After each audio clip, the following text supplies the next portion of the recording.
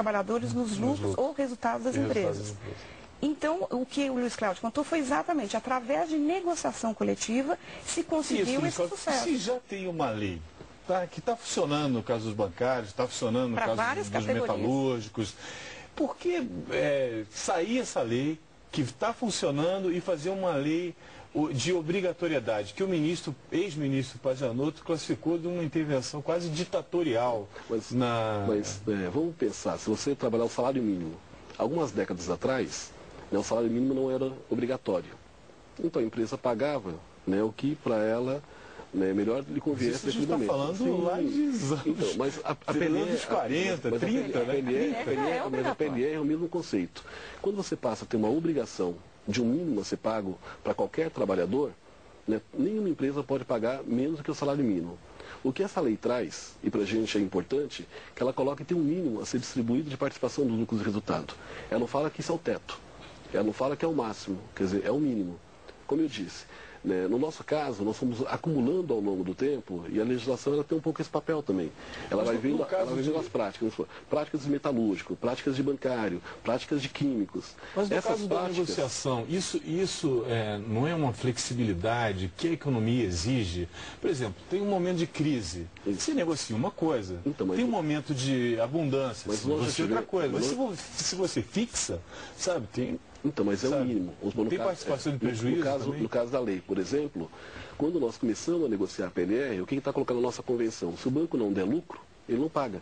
E já teve alguns bancos de 95 até hoje olha só, você que não pagaram.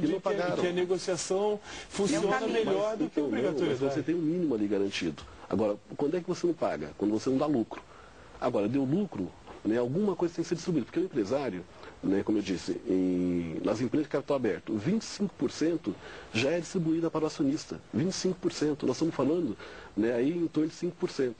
Mesmo na proposta que está sendo debatida agora entre os ministérios, nós estamos falando aqui que tem metade dos trabalhadores que não receberia nada de PLR. Por quê? A microempresa e as pequenas empresas, que são a maioria no país, que é metade hoje das empresas no país, dos trabalhadores, não estaria coberto por essa legislação de no mínimo 5%. Ela está cobrindo quem? As médias e grandes empresas, que partes delas hoje já pagam, só que tem boa parte de empresas médias e grandes no país ainda que não faz um processo de negociação, que não tem uma negociação. Mas com licença, por que ela não faz? Ela não faz porque ela tem a categoria dos trabalhadores, não está organizada no sindicato autêntico e legítimo. E por que esse sindicato não é autêntico e legítimo? No meu ponto de vista, por duas questões.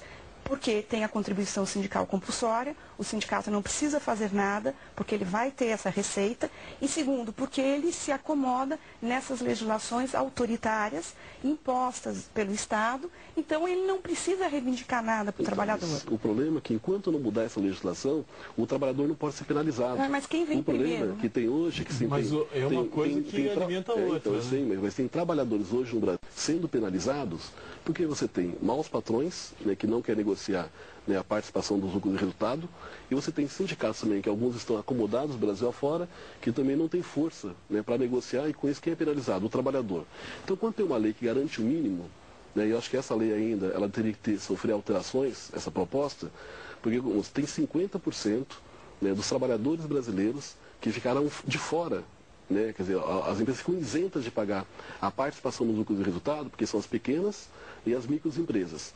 E aí tem mais um outro problema ainda nessa proposta que está sendo discutida, que não foi discutida ainda com as centrais sindicais.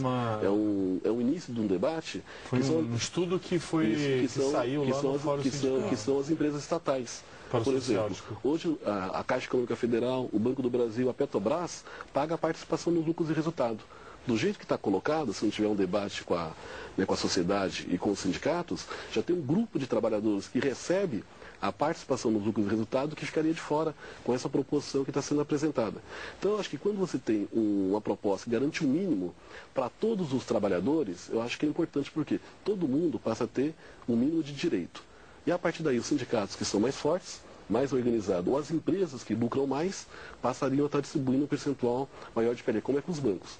Os bancos lucram muito, tem alguns bancos lucrando 8 bi de lucro por ano, então ela pode fazer uma distribuição de lucro, né, maior, e é isso que nós estamos conseguindo brigar todos os anos. Mas talvez um dos motivos que os empresários tenham recebido com tanto pé atrás essa proposta é que é mais uma obrigação trabalhista, né?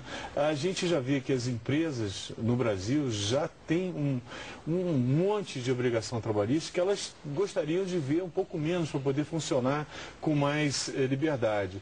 E é mais um passo, em vez de se tirar algumas dessas entraves trabalhistas que a gente vê, se coloca mais um. Quer dizer, isso é mais um passo que vai sobrecarregar as empresas que já têm problemas de competitividade? Eu concordo com você e eu acho que nós temos duas questões sérias. Uma, isso que você falou, quer dizer, é mais uma imposição estatal que vai penalizar, vai custear mais a empresa. E, por outro lado, de novo, uma imposição estatal que vai acomodar os sindicatos, vai acomodar os sindicalistas não autênticos e não legítimos. Então é um ciclo vicioso, porque você acha que legislando sobre todos os direitos e possibilidades de ganho do trabalhador, você vai conquistar para esse trabalhador aquele mínimo.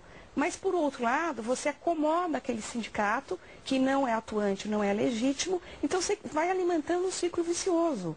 Se você tivesse menos legislação e mais liberdade sindical, você teria mais atuação, então aí sim você teria um trabalhador organizado, com a sua categoria legítima, representada legitimamente, com força para negociar com o empregador. Eu já ouvi de empresas multinacionais falando, eu prefiro a rigidez da lei do que a liberdade da negociação. Então, justamente porque a liberdade de negociação força muito mais o empregador. Então, mas pessoal, eu fiquei durante 4 anos